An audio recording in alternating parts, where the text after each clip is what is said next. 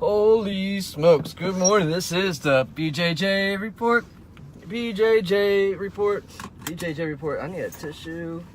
And I have an announcement to North Carolina. Dude, it is October.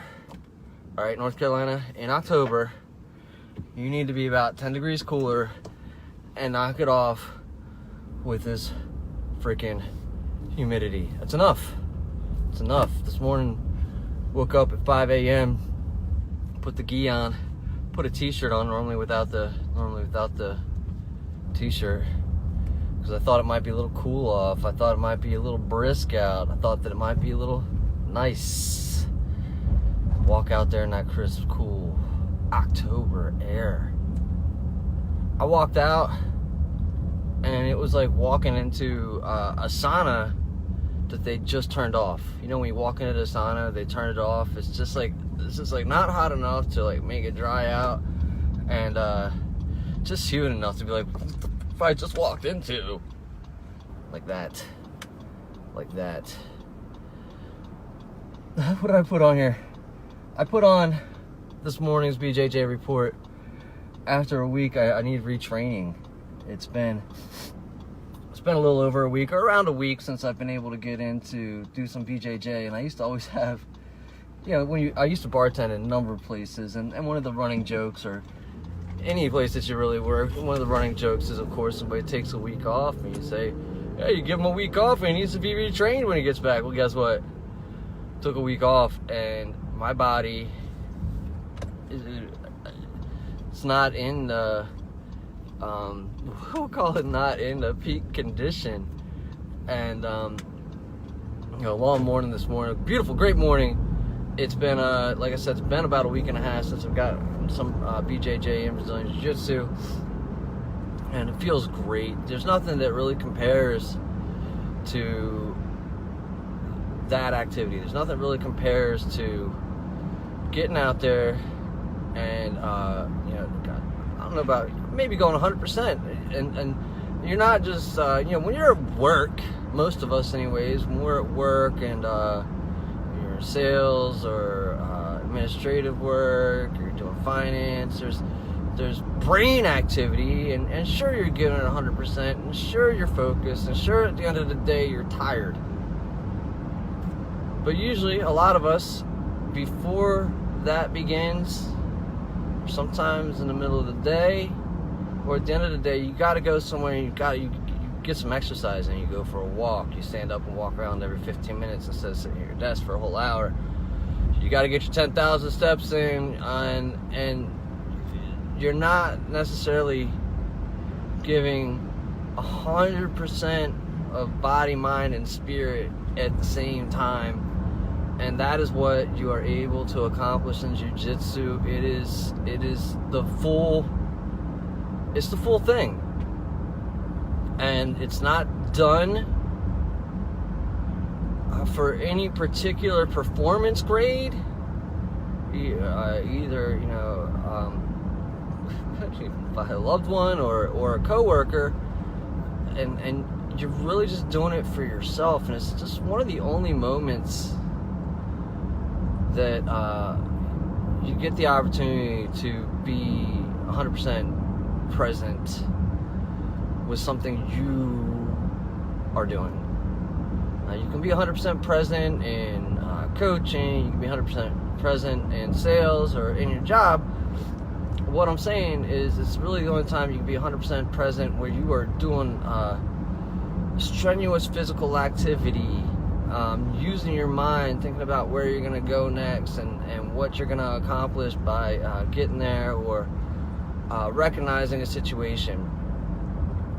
And just because you recognize a situation doesn't always mean that you have the opportunity to do something about it, but you are able to recognize the opportunity that if it shows up over and over and over and over and over again, eventually you're going to be able to capitalize on it. They talk like this in Darren Hardy's a big proponent of this. You listen to Bob Proctor too, and he's got this story. Actually, I think it's Eric. Maybe it was Bob Proctor that heard the story. But it's also with Darren Hardy, where he would go out door to door every day, and he would get 50 no's. Yeah, he knew a couple things. He knew that first of all, it was like a numbers game.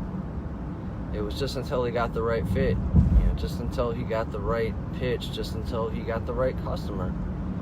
And during that time, out of those 50 no's, it wasn't about how many yeses, but the yeses, and it's obvious because he has made some success for himself, that he found that to be the cornerstone of his technique, that he found that persistence and to be the cornerstone. He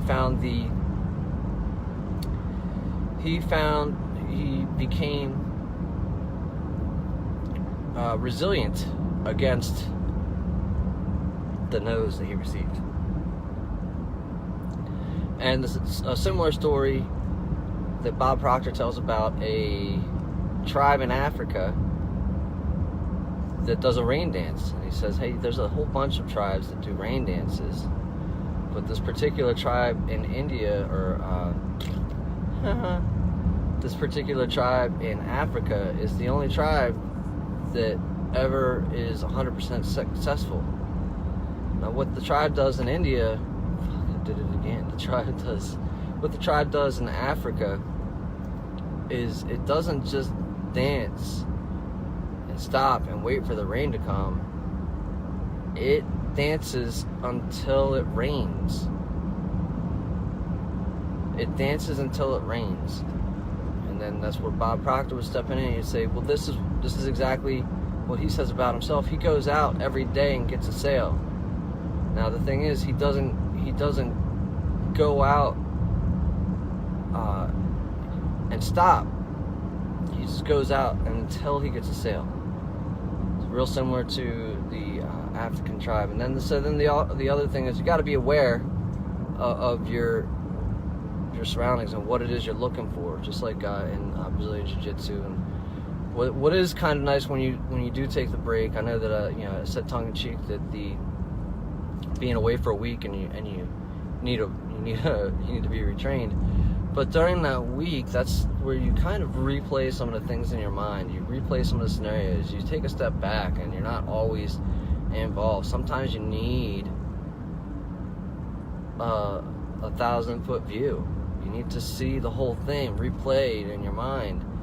And when you see yourself in these scenarios that pop up, and I tell you that they will pop up over and over and over again, you become aware of them when you're trained to see them. And after a period of time, after you become aware that it's there, you take the shot.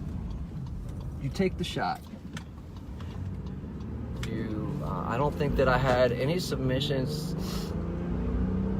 up until this past couple months, and the only reason that I was able to submit my partners was because I recognized the space, the opportunity as it appeared, as I'd seen it over and over again.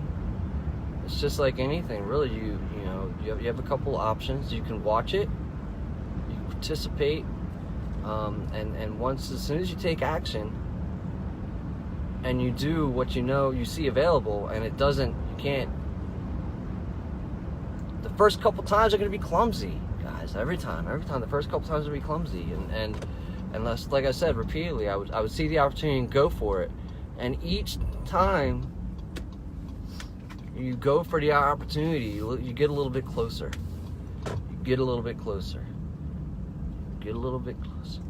Softer now, a little bit softer. And then there's going to be the opportunity where it finally snaps into place. You recognize everything. You've been trained, quite literally trained for this moment your entire life. And then once you recognize that moment, you seize it. And it's just because you haven't given up, you haven't stopped, you recognize it, you haven't always capitalized on it, but you've seen it enough where you believe enough in your ability and your training to take action on it. And so that's kind of the fun stuff about BJJ, the fun stuff about sales, the fun stuff about anything you're kind of doing in life. Train yourself to become aware of the situation.